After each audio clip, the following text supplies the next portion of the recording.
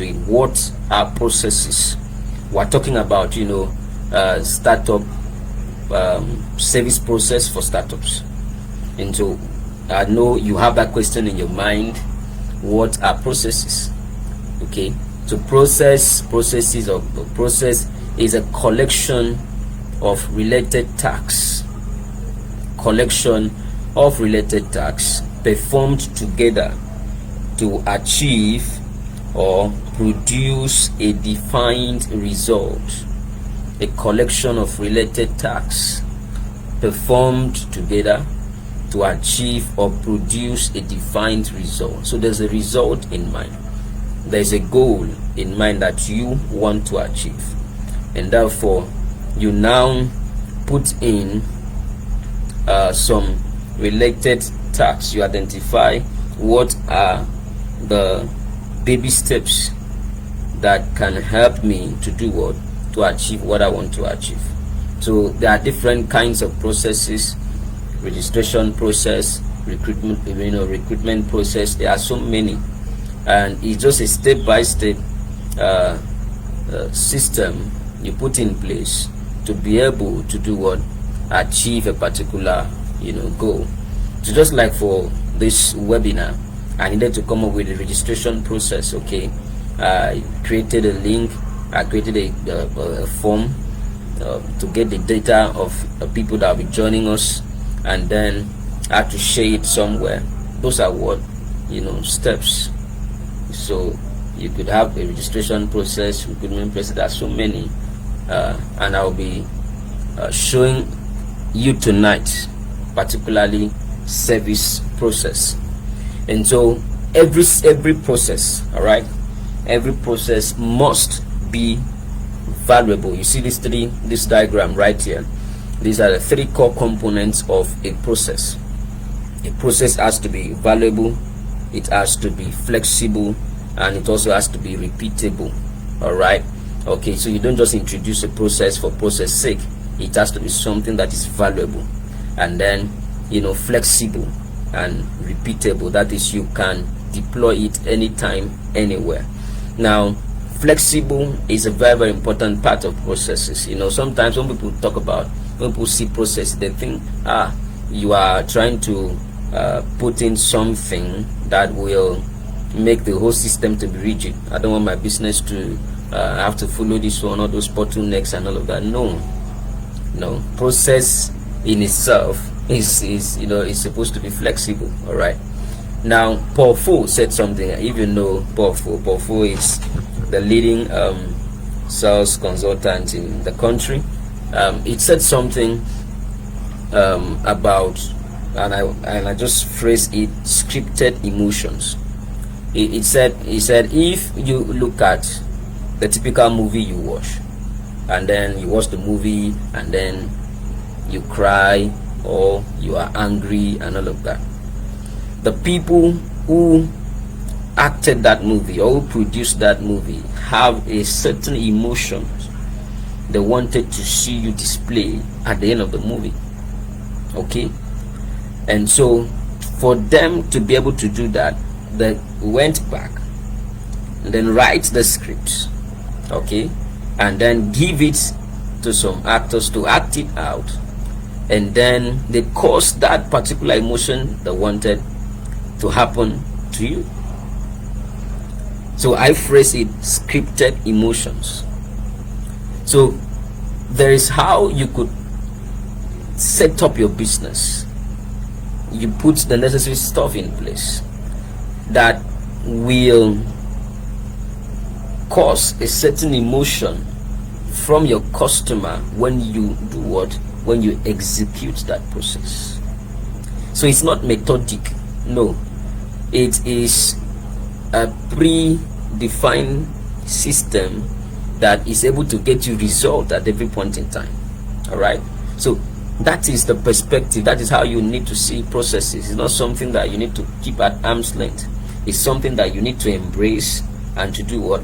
Employ in your implement in your business, because it's going to help you a whole lot. Now we don't have much time, so I'm going to be very fast.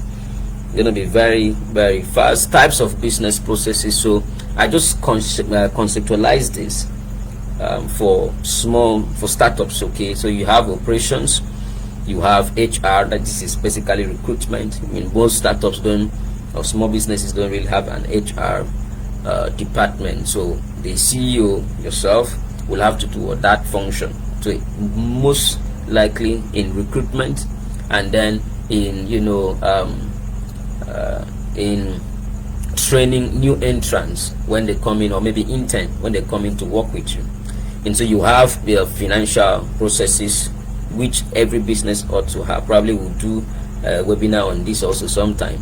And then you have marketing, but tonight we are focusing on what? Service. We're focusing on service. Marketing and sales is another aspect of processes you need to have, because you should be able to know how you attract customers. What are the processes you employ to be able to get leads into your business? Is very, very important also.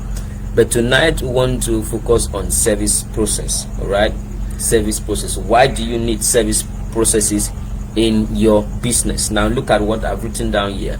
Quality is not what happens when you do what matches your intentions. It is what happens when what you do matches your customers' expectations. All right, and the service process is what defines your experience. The customer's experience. So if it is well thought out and systematic, the customer's experience will be unforgettable. That's just the truth. It's what I'm teaching you tonight. It's what I've experienced myself.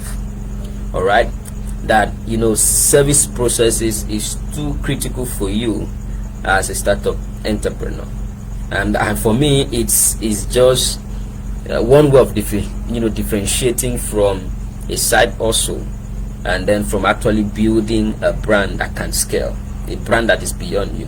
All right, so why you need a service process is that it optimizes the customer's journey, because when the customer begin to interface with you, all right, the journey, there are different steps, different interactions you're going to have, and the process you put in place will make sure that journey is memorable and wonderful. The next thing there is that it gives you command and control. It gives you command and control, of the transaction between you and the customer. It shows that you know what you are doing. You are not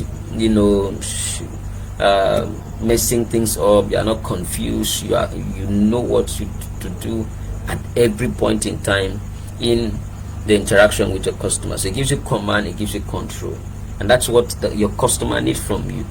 Because by the time you show that things are disorganized, it becomes a problem for you in the business. And you see, it gives you competitive edge if you put everything in place, what I'm going to be sharing with you tonight. And then those things are there. What happens is that when once a customer comes and see how seamless your operation is, they don't want to go out. And so it gives you competitive edge in the market. Very quickly now, let's look at the statistics. All right, I had to visualize it this way for you to actually understand the importance of process, of service processes. So you see here that it improves customer retention by 42%. That's huge. So it leads to what? Repeat purchases. It leads to repeat purchases. And you also talk about it improves customer satisfaction by what? 33%. That means that you may not have to spend too much money on advertisement and all of that. What happens is that you get what? Referrals. Because when a customer is satisfied, what happens is that they will tell others. And even for you also, you are a customer, and anytime you experience a very valuable service, you do what? You refer other people. And all of that is what is the process that have been put in place in that business to deliver value to their customer. And the next one there is that it helps you to do what? Upsell and cross-sell by 32%. So that means this will boost what? It will boost your sales revenue. So when we talk about upselling, we're talking about you offering a higher, probably maybe a premium product to your customer.